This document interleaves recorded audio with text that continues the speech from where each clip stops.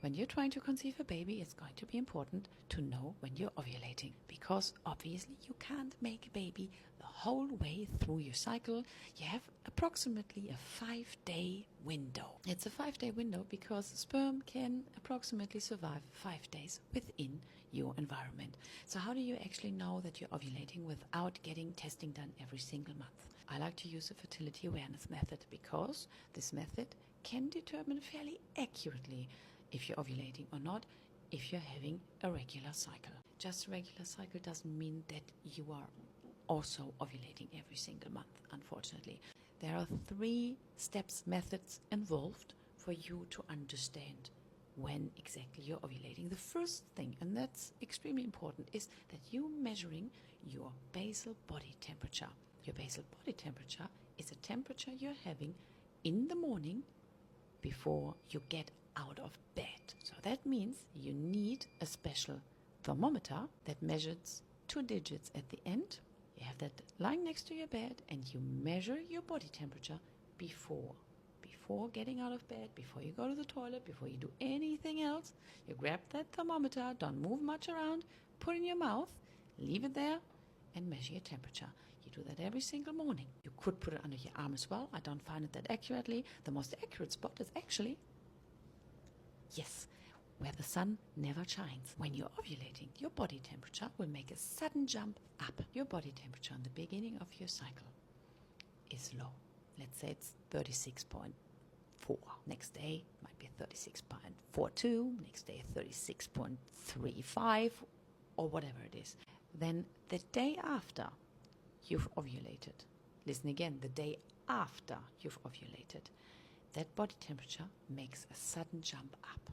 What happens afterwards when you've ovulated and your progesterone is well sufficient enough, that body temperature should stay up consistently.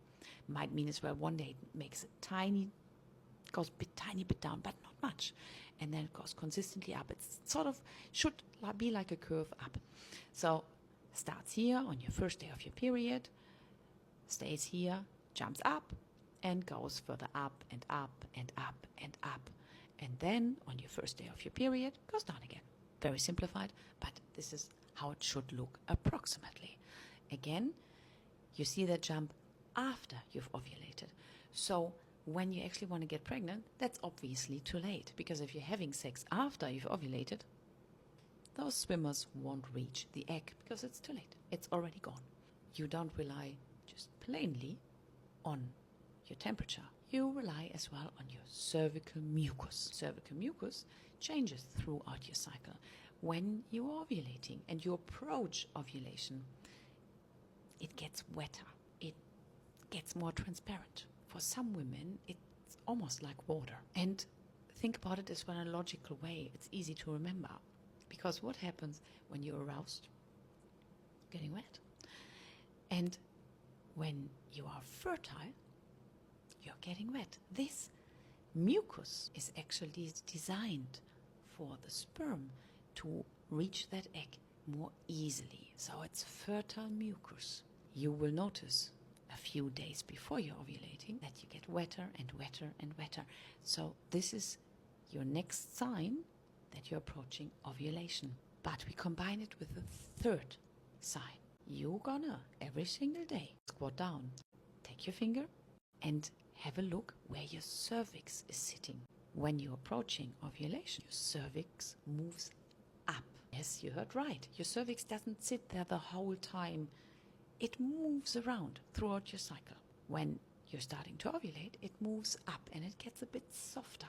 And also obviously a bit wetter because you have that cervical mucus there. So softer, wetter, and your cervix is moving up. You gotta measure that every single day in the same position, preferably probably as well to the same time, to actually get a consistency in there. Well, that means you're measuring your temperature to approximately the same time. Approximately. Doesn't have to be exactly by the minute, but approximately the same time.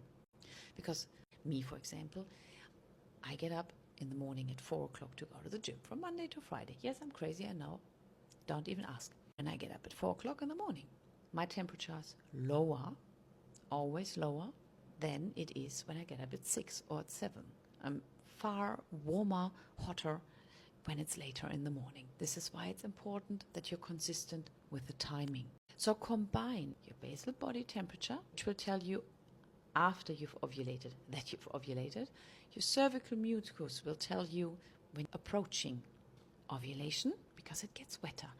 And your cervix is going to be softer and higher.